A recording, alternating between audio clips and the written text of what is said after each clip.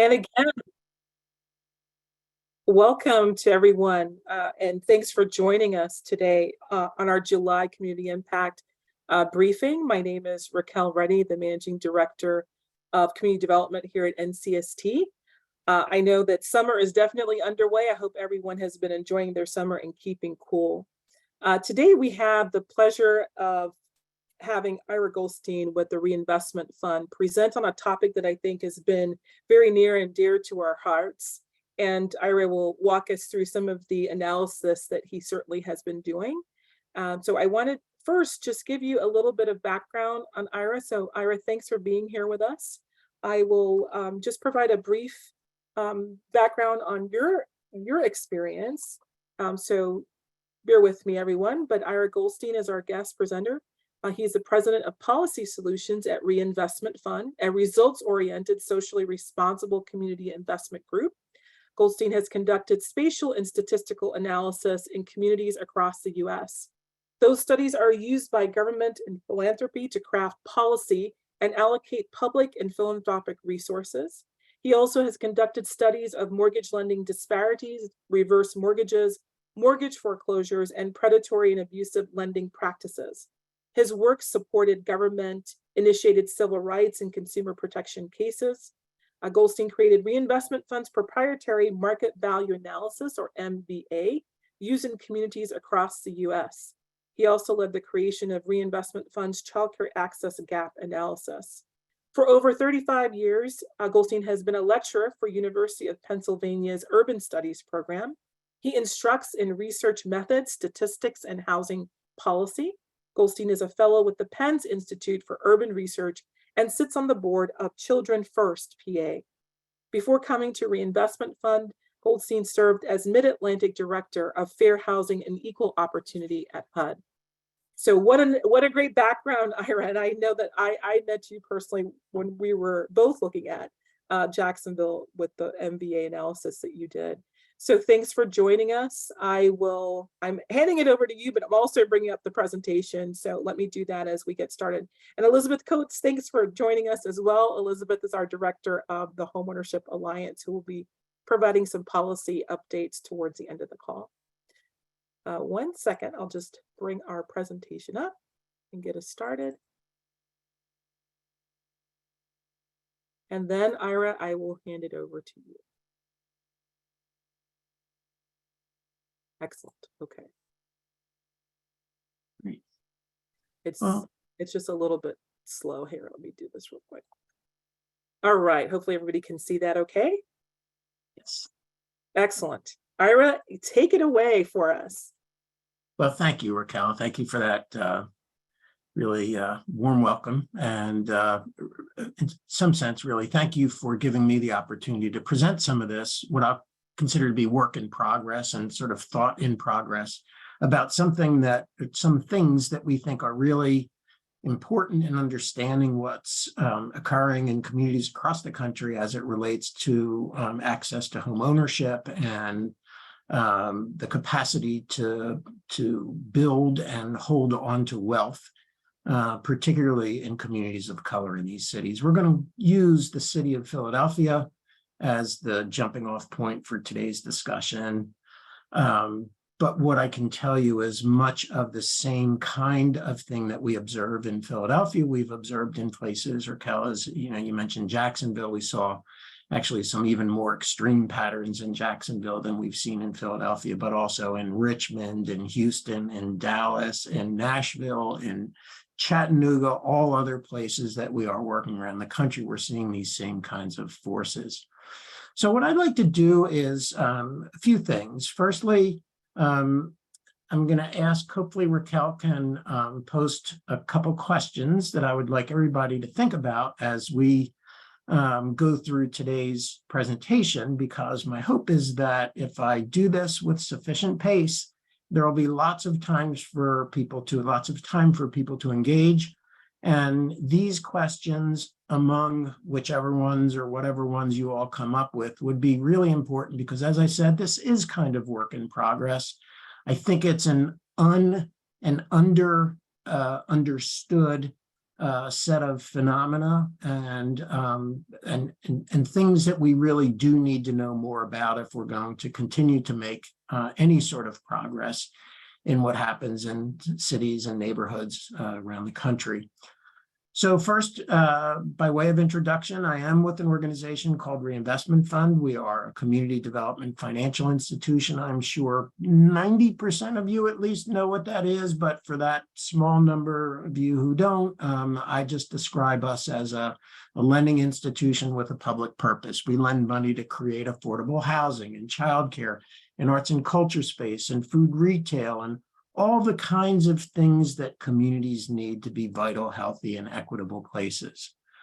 Since we've been launched as an organization in 1985, we've made more than $2.7 billion worth of investments, which for CDFIs, that's a pretty enviable amount. And to us, it's not the amount, but it is what those dollars created. And I think all of us at Reinvestment Fund are pretty proud of the transactions and the like that we have supported. I represent a very small portion of Reinvestment Fund, the Policy Solutions Group, and in that group we're a small team of researchers, basically that look at a variety of research topics that are really intimately tied to the mission of our organization. And Raquel mentioned some of those things in my biography, so no need to go over them again, but recognize that our organization really is about essentially understanding markets where like-minded actors are operating so that the most impactful policy and investments can be made. Next slide, please. The first thing that we're going to talk about a little bit is what those trends are in national homeownership. Next slide, please. And I've tried wherever possible to make sure that in this deck, which you will receive at the end of the presentation, has references and citations to the data sources and the like. So this first figure is showing what has happened to the homeownership rate over the course of the last several decades using several different data sources and tracking the U.S. homeownership rate by race and ethnicity over time. The top line, and that is the line that represents the white, not Hispanic population, shows a growth in that homeownership rate from the period 1970 to 2021 with different but related data sources. So it has sort of pulled back a little bit over the last couple of years, probably in large measure due to the inflationary cycle that we're going through, as well as some of the COVID-related phenomena. But still in all, over that period from 70 to 2021, the white rate is higher. The next line that I would draw your attention to is the blue line, and that represents the Black population. First thing you'll notice is that it is well below that top line, that black line, which indicates that there is a substantial difference in the homeownership rate for Black people compared to white people in the United States. Moreover, while the white rate has grown from 66 to 73, the Black rate has, over this time period, has grown from 41 to 42.5. And so the disparity that you observed 50 years ago is even greater now than before. The one glimmer of something decent in that gap is if you look at that green line, and that green line represents the Hispanic homeownership rate, which has actually grown a little bit faster, certainly than the Black rate. And so a little bit of that gap between the white and the Hispanic rate, the white, not Hispanic, and Hispanic rate, has closed a little bit over that time period, but not much. So I would consider it a fair summary to say that the disparity is substantial and persistent between white, not Hispanic people and people of color as represented on this chart. Next slide, please. Next slide is going to take us to Philadelphia, and it's a different picture. First of all, Philadelphia's homeownership disparity was not as great as that which we observed in across the United States. Philadelphia has been for many, many, many decades a city of homeowners, and because we were a very affordable place relative to other big cities, that is, because we were affordable, and because we had a strong manufacturing base where people without, advanced degrees could make a reasonable income and attain home ownership. You didn't see the vast disparity in Philadelphia that you saw across the United States. And in fact, what we see is that disparity is substantially less in Philadelphia than in the United States. Nevertheless, what we observe is, particularly over the last couple decades, is that disparity, well, first of all, you see a decline in the Black and white homeownership rates, but the Black decline in the homeownership rate was more severe than the white rate, which means that since 1990, that disparity widened just a little bit. So again, the disparity is there. It's actually been exacerbated over the last couple decades.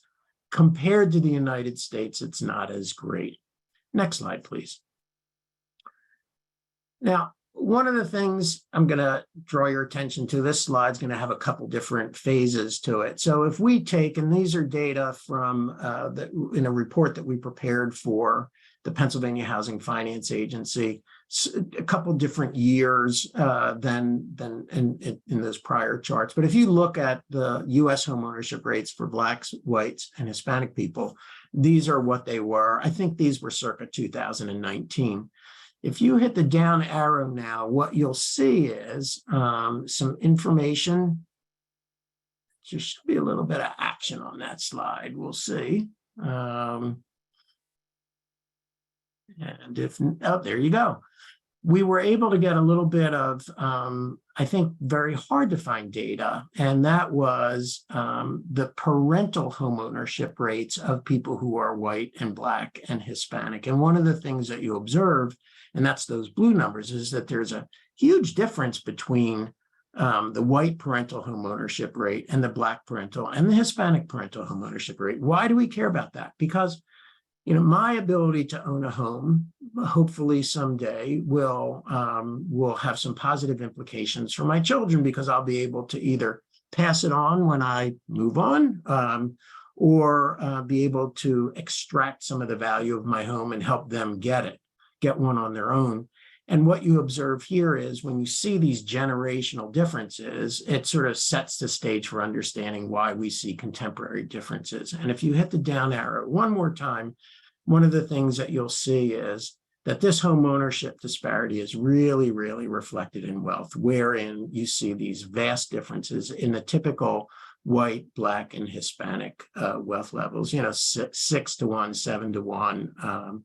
And the home is certainly a portion of what goes into that wealth variable. Next slide, please. Those are US numbers. The next slide is going to hopefully give you a little bit of insight on a local to Philadelphia basis. It's virtually impossible to get wealth data on a city. Most of the wealth data that you'll see is statewide or national or regional, but not for a city. The one thing that we do have access to, what we all have access to, is through the census, they collect information about the amount of income that you receive from these three sources: interest, dividends, and rental income. To me, those three sources represent that the family or the household has access to non-wage and salary income reflective of ownership of assets. One of the first things you see then is most households, the overwhelming majority of households, receive under $100 a year from that. So if you think about it, we're now in a reasonably decent interest rate environment for purposes of yields on your savings. This is saying that, 86 to 90+% of households are receiving less than $100 in interest or dividends or rental income. And that's not monthly, that's over the course of an entire year. Go all the way up to the $1,500 range. What you're seeing is, firstly, there are vast differences between owners and renters are going to be the new homeowners someday, aspirationally, right? What you see is very, very low percentages of renters are generating that amount of income as a function of assets that they may own. But you also see some pretty big disparities between white and Black and Hispanic households. So, for example, in renter households, white, not Hispanic folks, 5.6% of those households receive over $1,500 a year, compared to about 1.5% of Black and Hispanic. This is important because this is where down payments are coming from. This is where the ability to sort of weather a financial storm. This is where you're going to be able to sort of make that leap from renting to home ownership, is having those assets. And without it, it makes it that much more difficult. So we see big disparities between owners and renters, but we also see big disparities along racial and ethnic lines. Next slide, please. So that's a little bit of setting the stage of what do we see in terms of home ownership and what do we see in terms of assets and wealth. The next thing we're going to do is jump in and understand a little bit about the sort of the set of transactions that occurred in Philadelphia over the last several years. Next slide, please. So the first chart on the top, that figure shows you the number of sales from investors, the number of sales to investors for over the period 2012 through 2021. The gray line is all single family sales, and the orange line is single family sales to investors. So what you'll see is that those two things more or less track. The sale to investor, that orange line, reaches its peak in and around 2016. And, you know, even now, although it's come back a little bit over the last couple of years, come down a little bit, if we compare where we are at 2021 to where we were prior to 2016, we're still, you know, a good bit higher.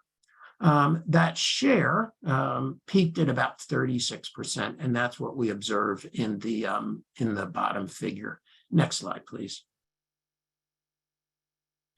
And this is a mapping of the city of Philadelphia's block groups. Those block groups are being shaded by the percentage of all sales over the last 3 years that went to investors. The darker the shading, the higher the percentage.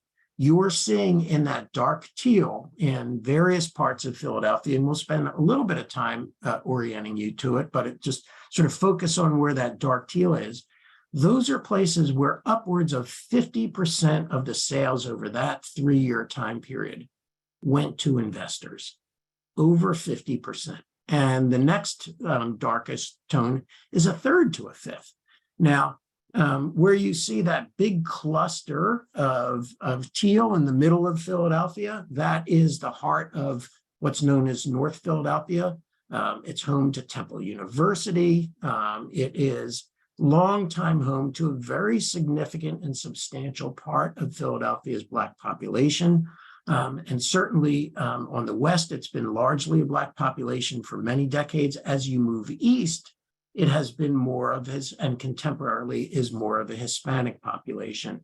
If you go down a little bit south and a little bit to the west, where you're seeing that dark teal, those are areas that are surrounding the University of Pennsylvania and Drexel and all the sort of university city development that's going on. And you're seeing tons of these investor sales occurring in those places. Next slide, please. This one shows you not what percentage of sales went to a particular kind of buyer, investors, but if you were to look at all homes that are owned in each of these block groups, what percentage are owned by investors? And therein you're seeing sort of a lighter amount, because the investor phenomena is something that has been really evolving over the last 8 or 10 years, and only a portion of homes in a block group sell in each given year. But what you'll observe is that in that same North Philadelphia area, there is a large concentration of higher percentages of homes owned by investors. Similarly in that West Philadelphia, similarly in that Eastern North Philadelphia. And then if you actually sort of push your way down south in Philadelphia, sort of along that north-south long street, which is known as Broad Street in Philadelphia, you'll see a little pocket of high percentages. Those neighborhoods are the sort of the more recently gentrifying neighborhoods of Philadelphia below downtown of Philadelphia. Next slide, please. Now we're going to take a look at bulk purchasers and their activity. Next slide. Those bulk purchasers are going to be reflected in here. So this is looking at essentially the number of purchases by the size of the grouping. And I think for NCST, this is a really sort of an important thing, because one of the things that NCST is involved in is trying to get properties that have brought into like an REO pool or something of that nature out to people who are going to constructively revitalize these houses and get them out into the hands of nonprofits or even for-profits that will ensure that people have access to affordable housing. And so what you observe is those bulk purchases, the larger size bulk purchases, the purple and the blue on these, really did peak in that, 16, 17, 18 time periods, 2016, 17, 18. And since then, it has returned more towards the 1, 2, 3, 4, 5 at a time phenomenon. Next, please. And this is sort of reflecting the same kind of thing, like how many investors were involved in the markets at these particular time periods. Again, this 16, 17, 15, 16, 17, we think is a sort of a watershed for some of what we're seeing now. And we're not entirely certain why this is. We think that there's a lot of things contributing to it, by the way, including the vast number of foreclosures that occurred in Philadelphia, although dampened in Philly because of a lot of our intervention strategies that came out of the 2010 through 12 sort of wave of foreclosures that hit the United States. Next slide, please. Now we're going to take a look not only at the activity of these investors, but the markets and wherein they operate. And I want to do that, next slide, please, because much of what we've learned about investor purchases is that, they occur, there's more of them, there's more in the South than there is in the North. But our observation working in lots of cities around the country is that it doesn't occur equally across the urban landscape. So what you observe in Baltimore in some neighborhoods is different than in other neighborhoods. What you observe in Philly, different in some neighborhoods than others. So we have this particular metric that we used. We created it in Philadelphia 20 years ago, for former Mayor John Street's Neighborhood Transformation Initiative. And it's this multivariate way of looking at the vitality of the real estate market. We now do this work all over the country, cities from Selma, Alabama to Houston, Texas, to Pittsburgh, Philly, Baltimore, St. Louis. They're using this as a vehicle to help them help those communities make strategic and impactful investments. Next slide, please. That MVA is looking at all the block groups in a place, statistically analyzing them using a set of indicators of the vitality of the market, measures of value, measures of investment, measures of adverse things happening in places like foreclosures and vacancies, code violations and things of that nature. We put all that together, we field validate everything, and we end up with a set of groupings, wherein the block groups, as described by each of those different indicators with any grouping, are reasonably similar in terms of those variables, but across those groupings, very different. So you'll see in any given city 8, 9, 10 categories that reflect the underlying dynamics of the market. And like Philadelphia, you'll see some high-priced markets. You'll see high-priced markets that are owner-occupied, some that are renter-occupied. You'll see the middle markets of the place that are more modestly priced, oftentimes perhaps suffering from a lack of contemporary investment. And then you'll see the more stressed markets that have the lowest prices, lots of vacancy, lots of foreclosure, lots of the challenges that people in communities and challenged real estate markets confront all the time. And the next slide will show you what this map looks like for Philadelphia. So we show you, just as a reminder, we put the average home sale price attached in the legend to each of those colors, but recognize it's not singularly the price that differentiates markets. It's all of those things in the table that I just showed you. So you may recall from the prior map that large area of orange, those are some of the more lagging or stressed markets in Philadelphia. Those sort of came up when we were looking at some of those other characteristics earlier on. But in general, the purple and dark blue of downtown is our very, very vital and strong real estate markets. The blues and the purples of the Northeast and the Northwest are very stable, modest middle and higher income neighborhoods at the sort of the far reaches of our city. And then that sort of core where you're seeing the orange and the yellow and the lighter blue, those are our stressed and really middle market areas. Next slide, please.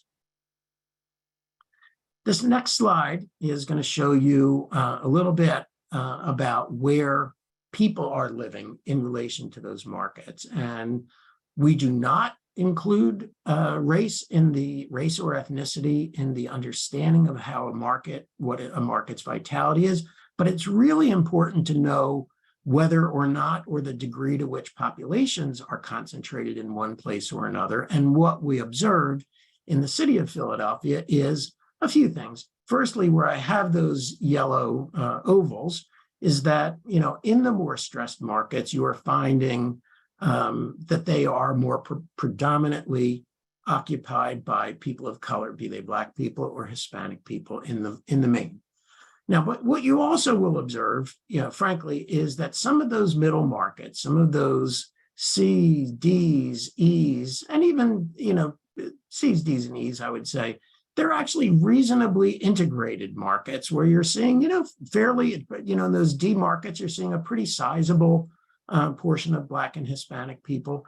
And it's not uncommon in communities around the country that these middle markets are the reasonably integrated markets, but it's also not uncommon to see, as we see in Philadelphia, that the more stressed markets are more predominantly occupied by people of color.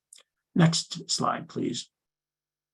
The next slide takes and looks at those bulk purchases over top of those real estate markets. And what you observe is each one of those red dots is a bulk purchase. The MVA market types are, as you remember them, as we just described them, they are very heavily concentrated in those, I would say, not exclusively, but disproportionately in those FG, H, and I markets. And those are the more stressed of the markets. Next, please.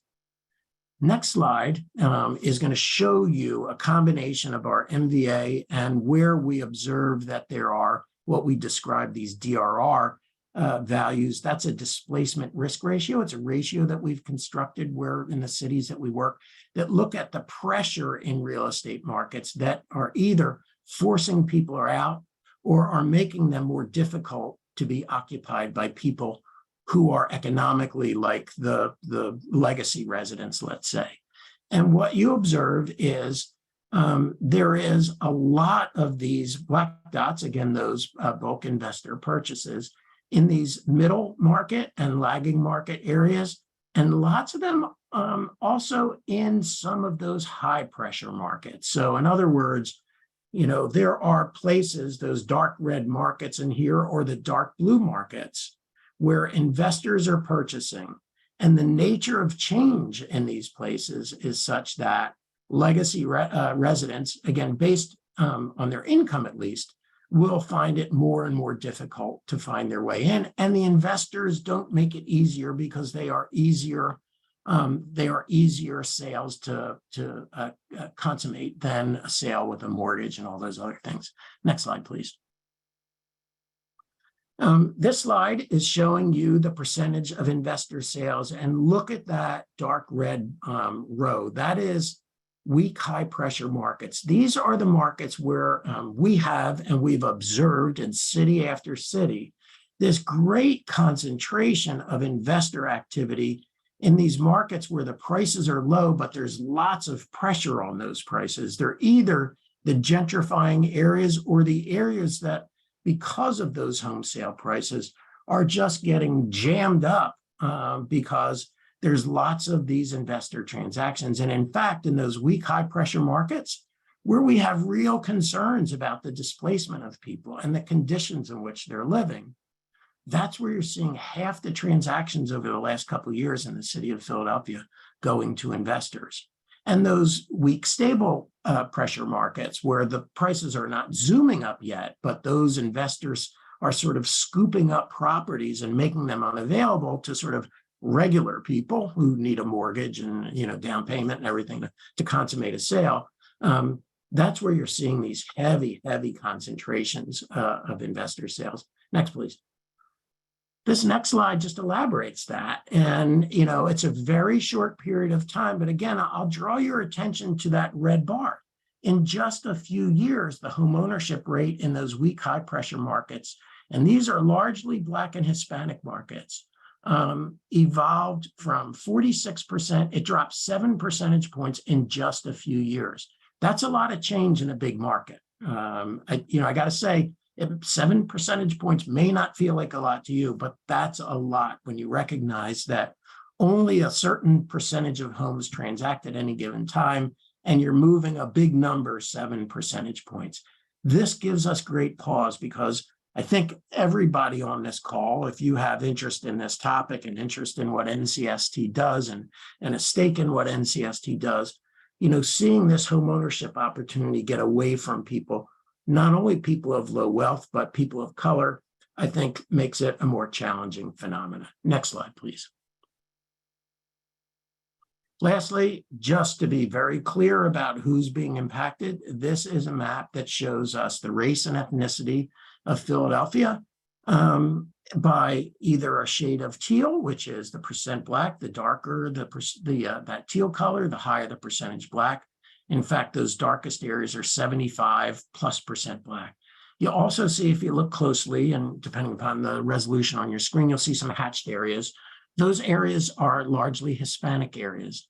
And most of the red dots that you observe, most of those red dots are in Black and Hispanic neighborhoods.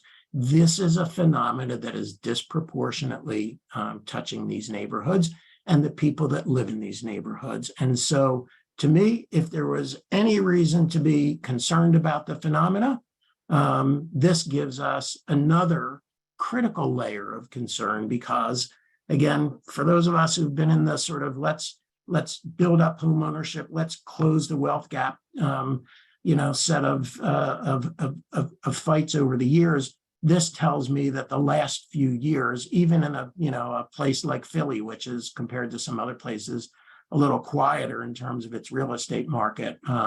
This has not been a great story for a lot of Philadelphia residents and neighbors. Next slide, please. The next piece I'm going to talk about very briefly, because I want to have plenty of time for chat, is appraisal bias. First of all, these transactions that we're talking about with respect to investors, those tend not to be ones that involve appraisals. Investors are making decisions about, what the homes are worth. They're oftentimes making cash offers. Oftentimes they're buying multiples at a time. That's what those bulk purchases are representing, as we showed you on the map. But the appraisal really is really critical for people like you and me and everybody else on this webinar who want to buy a house and have to get a mortgage and have to have a fair valuation of that property. Next slide, please. So we've been paying attention to this in Philadelphia in some measure. Listen, for those in the fair housing world, this has been a longstanding fair housing issue. It was specifically written into the Fair Housing Act in 1968. When the Fair Housing Act was passed by Congress and signed by the president. So people understood that the valuation of homes was a fair housing issue, but it never really got an awful lot of attention, really until like the last couple years. There was some attention in the Obama policy remarks and memoranda, but really you saw it codified, I would say, in some of the Biden era work and even the establishment of the Federal PAVE Task Force. We in Philadelphia did a variety of things. We had the benefit of a really interested and engaged, next slide, please, interested and engaged city council member, Sherelle Parker, who recently resigned from council and ran for mayor of Philadelphia, won the Democratic primary, and so she'll stand election for office in the fall. But she has been a long-standing champion for issues related to, race and financing and community and housing and consumer issues. And she took this issue up. First, we wrote an op-ed together. Then she called for public hearings on the topic.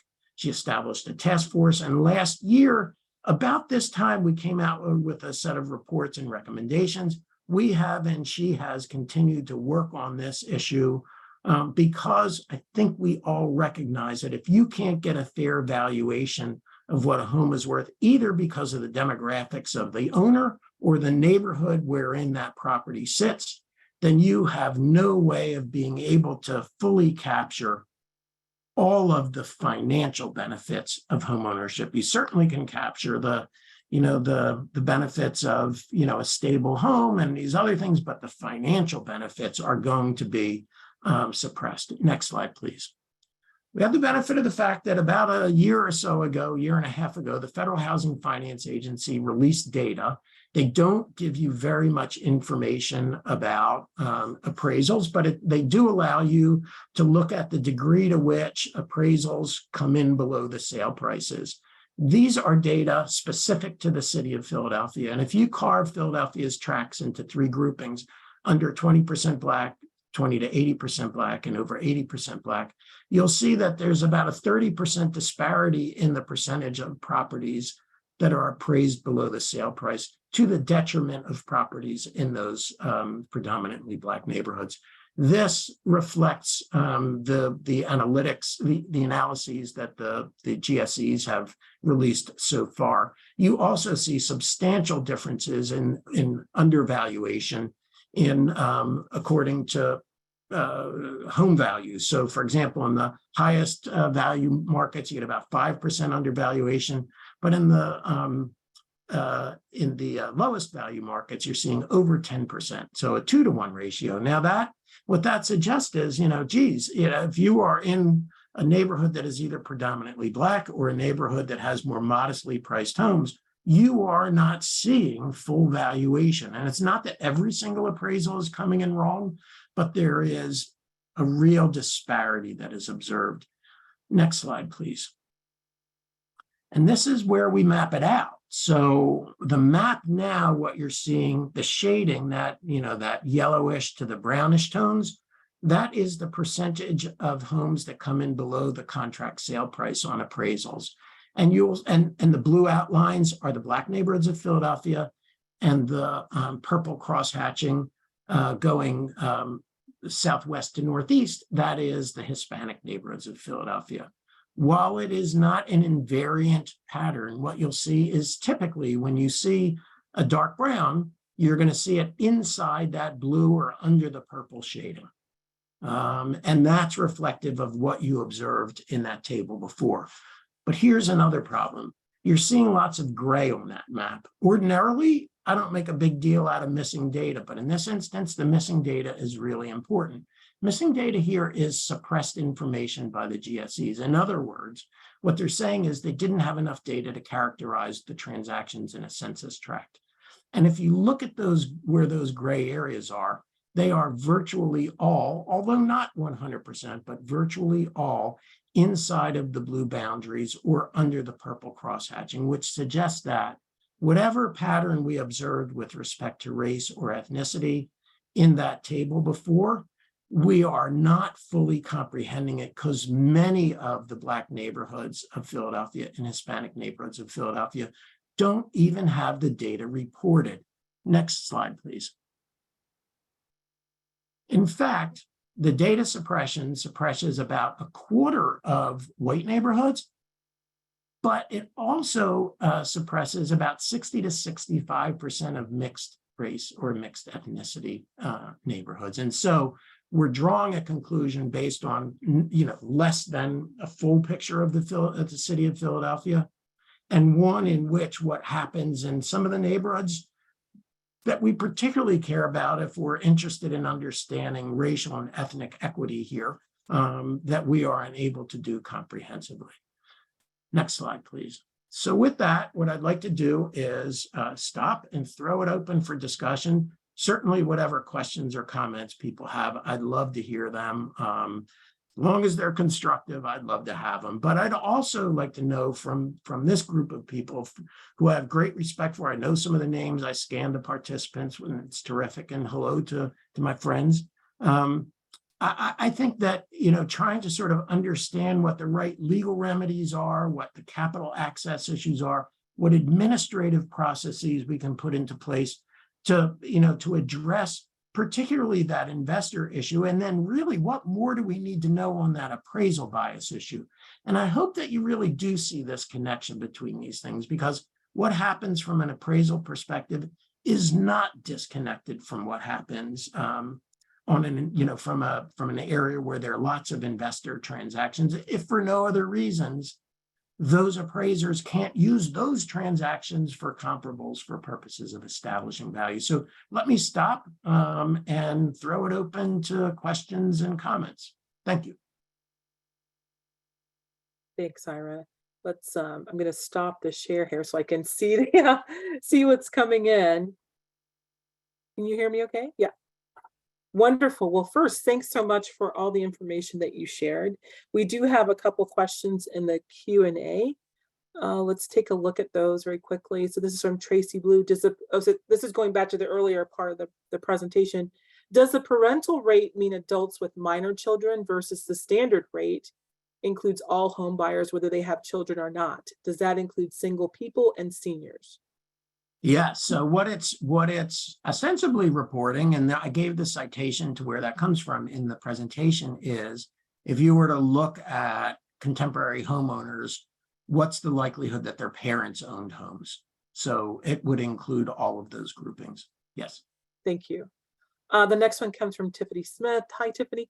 Is the variance in interest and dividends between white and renters of color driven by the number of unbanked within those communities? Or have you identified other drivers of this variance? Tiffany, that's a fascinating question. And, I would assume that the banked nature of this, has something to do with it. Because certainly interest, if people have savings accounts, that's one of the main places they would get interest. They could get it from other places as well, but the banking piece is certainly part of it. Frankly, I also just connect it to the fact that renters tend to be on average much lower income. They tend on average to spend a much larger proportion of their income on housing. And so, from just a flat out budget perspective, the ability to save money when you make $35,000 a year and spend 50% of your income on housing, the ability to save money and generate interest and dividends, and to buy a share of stock or something else like that, or own a rental property, when you are at those lower reaches of income and the higher ratios of expenditure to income, your ability to save and accumulate that asset base is really diminished. Right, Ira, thank you for that. This has been a question that I think, just in our industry on a whole, people have asked. I don't know how easy it would be to sort of test and gather information, but it's a question of if there is or has been this issue of gentrification occurring and the legacy residents are having to leave or move out, where are they going? Like, is anyone tracking that data? And again, I don't think it's the easiest data to track, but do you have any thoughts about on that theme as well? Yeah. And that is a hugely important question. And I'm not aware of a lot of really good data or good research on where displaced people go. There were some pieces that were done, several years ago that suggested that people tended to move short distances from where they got displaced from. So if you lived in a gentrified neighborhood, you didn't, go all the way to, in South Philly, you didn't go all the way to Northeast Philly. You went farther down south before the gentrification got you in the next round. So, people who were subject to that force oftentimes made multiple short moves. You see that a little bit reflected actually in some research that was done by some folks at the Philadelphia Fed, where they were tracking zip codes and credit reports and things like that. But there isn't a ton of really good data. And I think it's so important to know, because I feel from some of the other research that we've been involved in is that there is a group of people in cities like Philadelphia.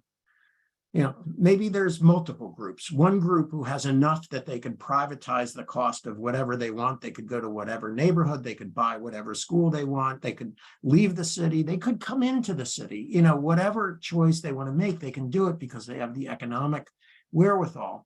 On the far other end of the spectrum, you have a group of people who are really subject to the vagaries of what happens in the city, be it gentrification or crime or rising taxes or any of the other things that are challenges for low income and low wealth people. And, understanding more about the experience of those low income and low wealth people, I think, is the kind of thing we need to know to craft the right kinds of supports and intervention strategies. So whoever asked that question, I think it's a super, super important one. And I wish we really did know more about it, but I don't think we know that much yet. Thanks, Ira. There's another question that's come in. A couple more have come in through the chat. Let's just take a quick look. So Chris Norman, hi Chris. One outcome of the emergence of homes as an asset class is a conversion of homes that would be available for first-time home buyers to rental properties. This limits the ability of lower income purchasers to enter the market. Have you seen this, or is my speculation off base? Yeah, hi, Chris. Lovely to hear from you. I don't think your speculation is off base at all. In fact, we started to become attuned to this investor in the single family market probably about 10, 12 years ago. And we first started to see it manifest in a few places: Jacksonville, Florida, Baltimore, a little bit Philly, but really those first two places were the ones that caught our attention to it. And what we were observing, for example, in Jacksonville was these investors buying single family homes, doing some probably mostly cosmetic kinds of work to it. And then you would see the for rent signs out front, and they had unusual rents. What were the unusual rents? They were that odd number rent that was the fair market rent for a house of that size in that particular market.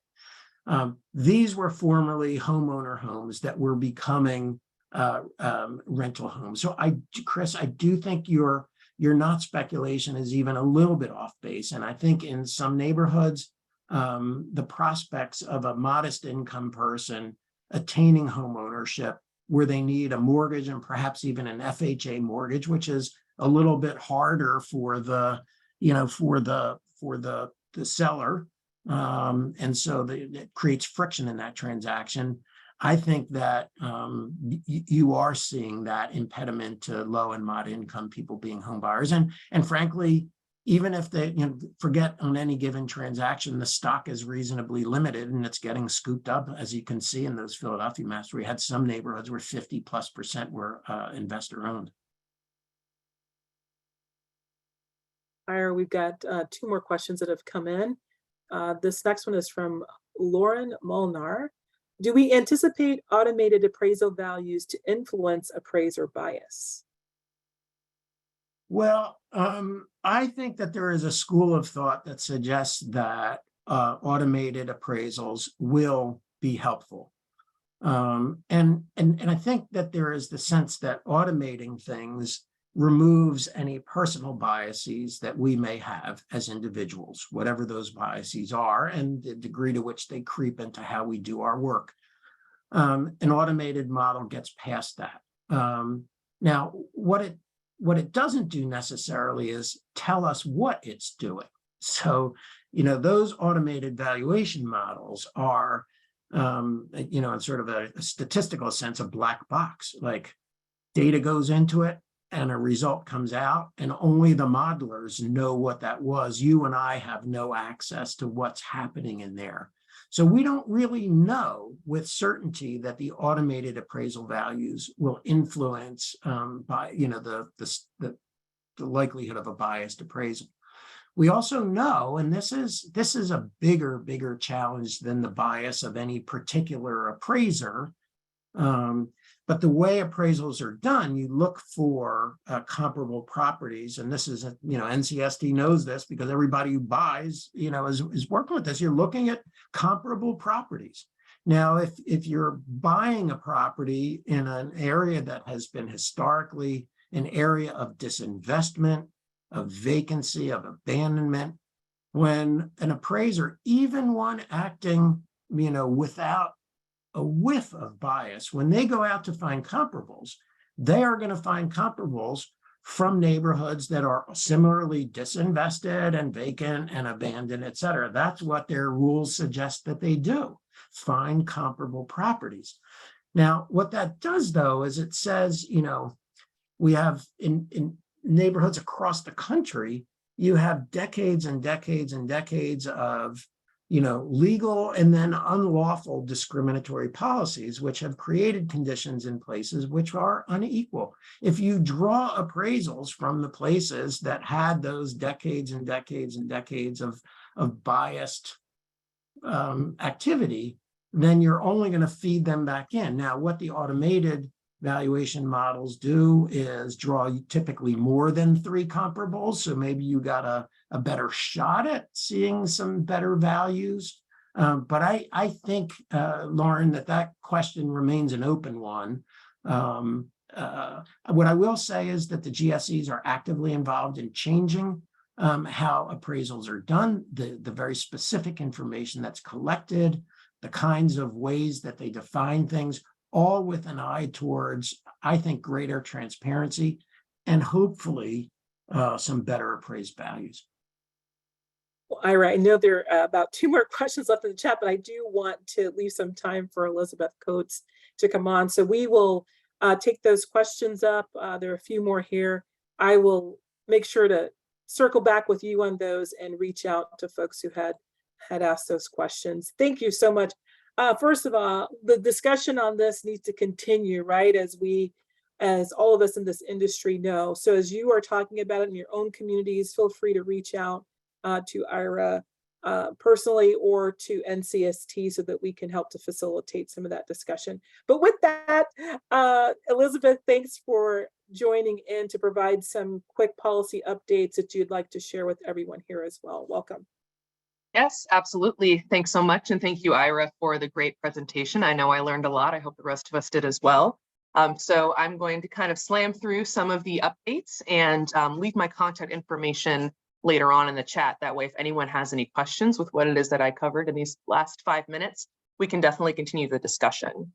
So as you all, I'm sure, are well aware, NCST is the leading organization that co-chairs the Neighborhood Homes Coalition.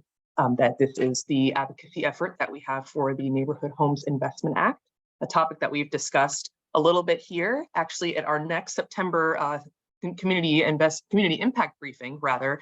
We are going to have the discussion centered on the legislation. That way, all of you that do great work in your communities can better understand how it is that this legislation can support your day-to-day work. In the meantime, please take a look at our website that I've just put in the Zoom chat and get a sense of how it is that this can be able to work in the markets wherein you serve. Secondly, we are working hard on developing a response to FHFA's request for information on single-family pricing. As you all may have seen in the news, there's been lots of different interpretations on FHFA's decisions on their loan level price adjustment grids and the impact and how that will determine future home buyers. So the Homeownership Alliance, the trade association wherein I manage, we are planning to submit comment really focusing on the practitioner level perspective and what this means for potential homeowners that are working with organizations like you all that are hoping to ensure that these folks that are mission oriented, wherein the mission of FHFA are not disregarded. And as well as voicing some other concerns you might have on the process of how it is that this rule was delivered. So if folks have thoughts on how that approach might work and would like to kind of wrestle with that, please let me know. I'm going to start drafting pretty soon here, and it's going to be very interesting to see how FHFA kind of comes to terms with all of that. The third item I want to be able to bring is we are monitoring the appropriations activity, both in the House and the Senate. I apologize for the ugly link. But this will give our friends at National Low Income Housing Coalition have provided a good summary of kind of the activities and the proposed provisions in the House fiscal year 2024 Transportation, Housing, and Urban Development Subcommittee that was released last week.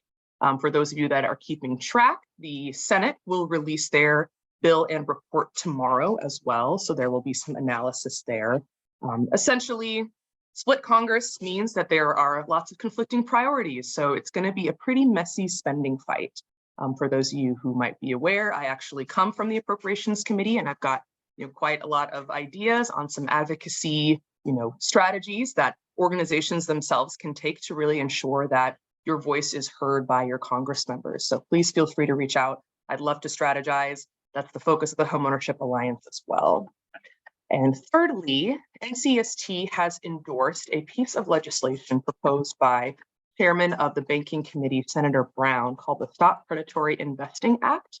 This essentially removes some tax loopholes that investors who are seeking to purchase over 50 units, single family units, for kind of the same issues that Ira Goldstein was just raising with us on what it is that these investors are doing when they're sort of buying up all of this housing stock, what that means for affordability and what that means for home ownership. So please take a look at that summary there, and you can be able to learn a little bit more about the legislation. Those of you who were in town after the 4th, you might have seen a RFI that was issued by the Department of Treasury on the Capital Magnet Fund.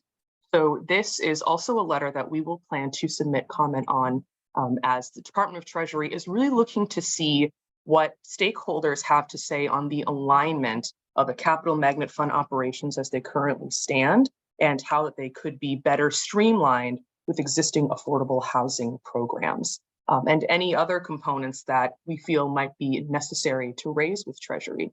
Capital Magnet Fund certainly is a very effective resource in some cases for affordable housing, but much like many federal programs in the homeownership world, it really leaves much to be desired. And some of that involves quite a few different regulatory concerns that were adopted from the Home Investment Partnership Program, particularly as they have to do with the requirement that an eligible unit in order to put a person in for homeownership requires that is a 95% of the average home value in that area, which then means you have eligible household or eligible families being placed in households that in many, many cases are not sufficient for any person to live, or perhaps be that with a condition where that unit is, or even if it is where in the neighborhood.